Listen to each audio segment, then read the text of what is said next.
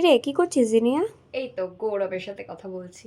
ভাই তোর কাছে গৌরবের নাম্বারও আছে? হ্যাঁ, কেন নাম্বার থাকবে না? ভাই তোর কাছে কি সব ছেলেদেরই নাম্বার থাকে?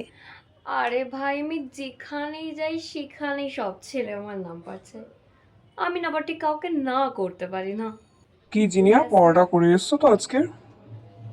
স্যার, আজকে না ঠিক আমার পড়াটা হয়নি। কেন হয়নি পড়া? স্যার, আমার কালকে বিয়ে বাড়ি ছিল তাই জন্য। তা তুমি কি সারাদিন মেকআপ করছিলে? না স্যার, সবসময় কেন মেকআপ করব? বিয়ে বাড়ি গেলে একটু hair care and skin care করতে হয় না, তাই জন্য সারা দিনটা চলে গেছে। তাই আর স্যার পড়া হয়নি আমার। ঠিক আছে, পরের দিন কিন্তু পড়াটা করে থ্যাংক ইউ এসো। স্যার। দেখেছিলি ভাই, তখন যখন জিম করছিলাম, ওই যে ছেলেটা ছিল না, ও কন্টিনিউয়াসলি আমার জিম করাটা দেখছিল। আরে ভাই ওখানে হয়তো অন্য কেউ ছিল।